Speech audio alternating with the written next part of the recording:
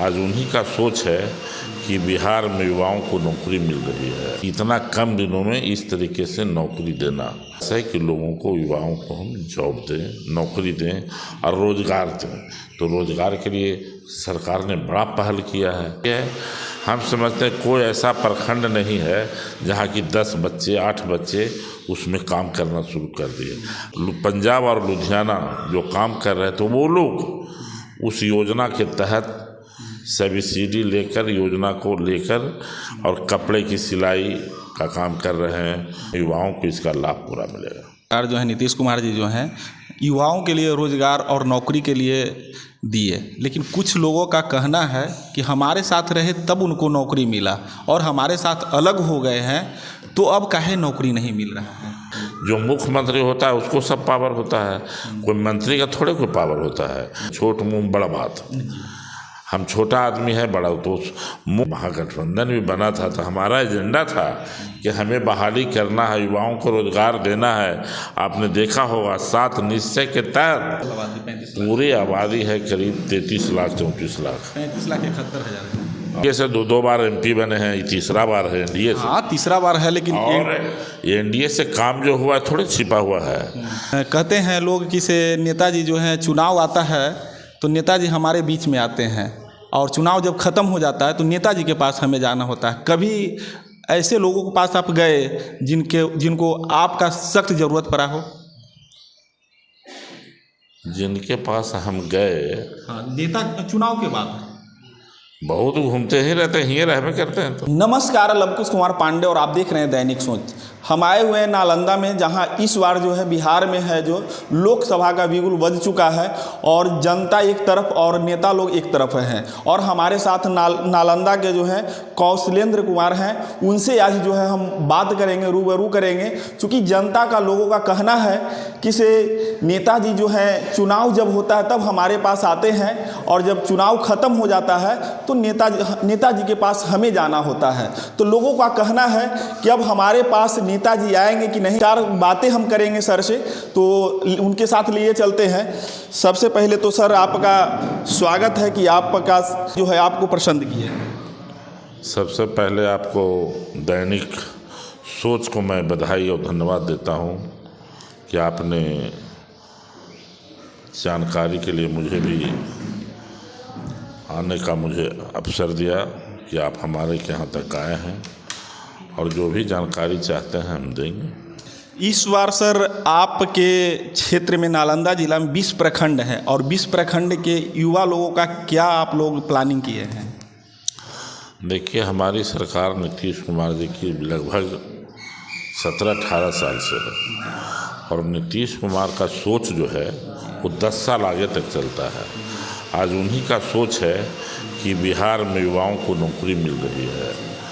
हम तो कहते हैं कि इस देश में कोई ऐसा राज्य नहीं है कि इतना कम दिनों में इस तरीके से नौकरी देना, चाहे शिक्षक का हो, नर्सिंग का हो, ITI का हो, चाहे बिजली विभाग में भी लोगों का, हर क्षेत्र में इनका प्रयास है कि लोगों को, युवाओं को हम जॉब दें, नौकरी दें और रोज़गार दें। तो रोज़गार के लिए सरकार ने बड़ा पहल किया है।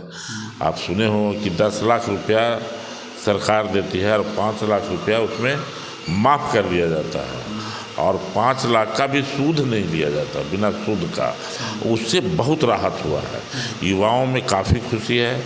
हम समझते हैं कोई ऐसा प्रखंड नहीं है जहाँ की 10 बच्चे 8 बच्चे उसमें काम करना शुरू कर दिए।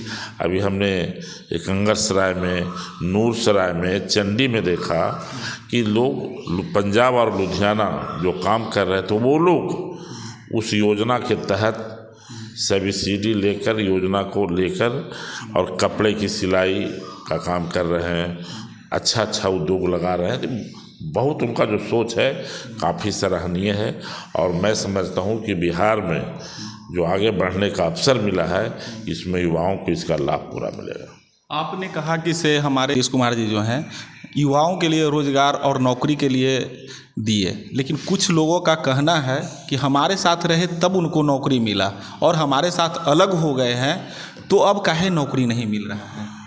अच्छा, उनके साथ रहे तो उसके पहले नौकरी थोड़े नहीं बिहार में मिल रहा था, पहले भी मिल रहा था, आज भी मिल रहा है।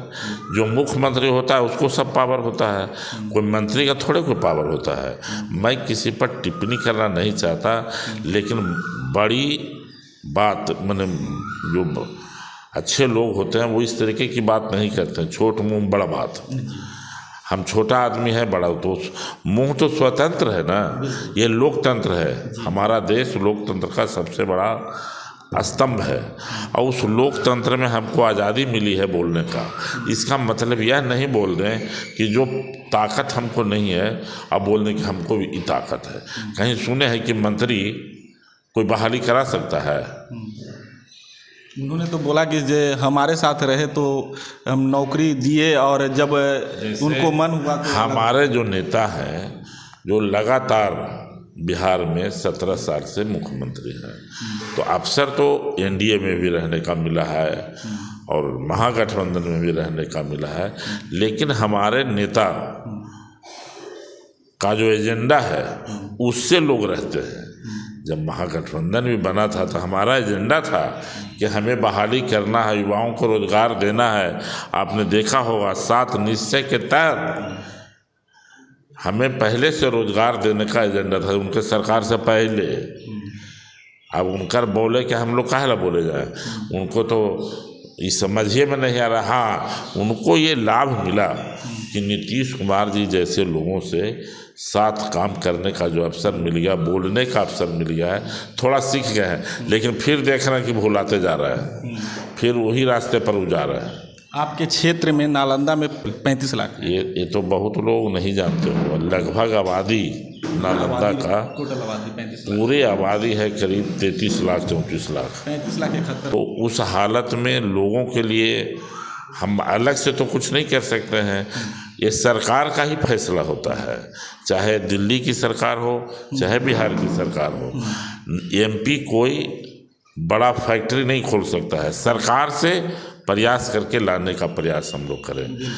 आप पता लगा लीजिए, यहाँ भी फैक्ट्री कई खुल गए हैं, छोटे छोटे बड़े बड़े भी। अभी आपने देखा होगा बेन के बगल में, परवलपुर के बगल में जो इथेनॉल का फैक्ट्री लगा है, हम समझते हैं बिहार में सबसे बड़ा इथेनॉल का फैक्ट्री है वो भी नालंदा में है। और कई लगा है, एक गिरियक में भी लगा है, और छोटे छोटे फैक्ट्री लग रहे हैं। हम लोग का प्रयास होगा कि जो आज सरकार बिहार में चल रही है, दिल्ली में भी अब हम लोग को मौका अवसर मिला है, तो निश्चित रूप से नालंदा को आगे ले जाने के लिए हम लोग काम करेंगे।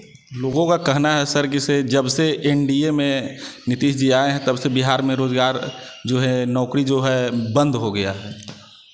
ऐसा कहाँ बात है, एनडीए में तो हम लोग ज़्यादा रहे ही हैं, वहाँ रहे हैं कहाँ।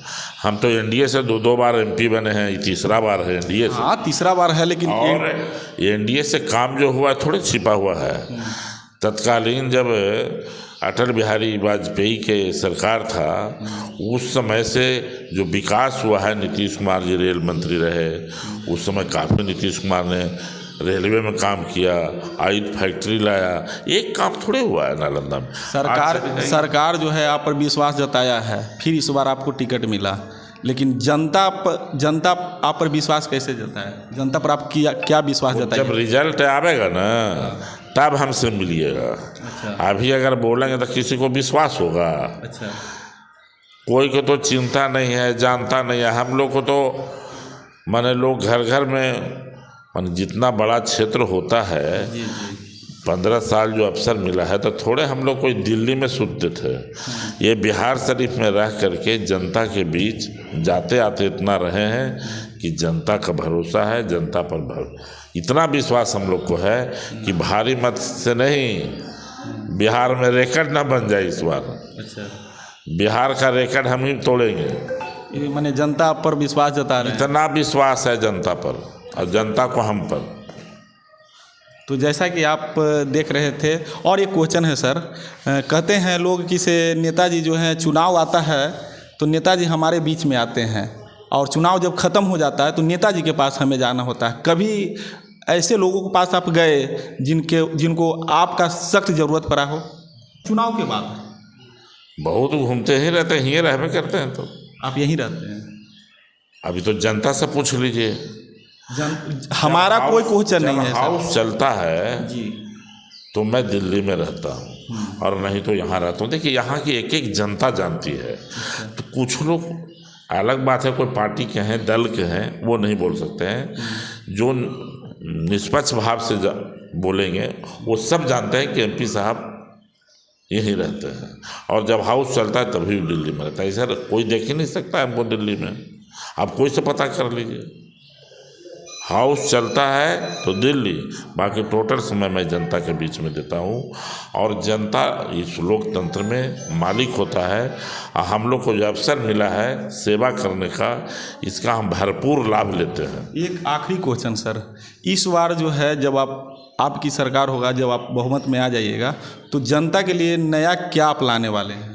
पहली बार बने थे तब बिहार में चलने के लिए रास्ता नहीं था, स्कूल पढ़ाने के लिए भवन नहीं था, अस्पताल नहीं था।